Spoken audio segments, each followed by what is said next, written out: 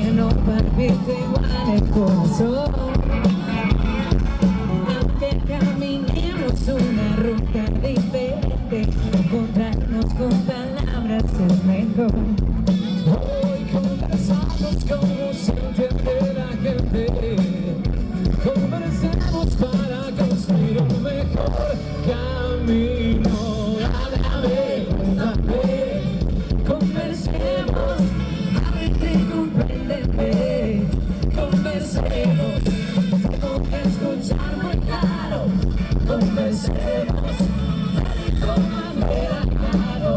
Conversemos, aunque tú y yo seamos diferentes, aunque no palpite igual el corazón, y aunque caminemos una ruta diferente, encontrarnos con palabras es mejor.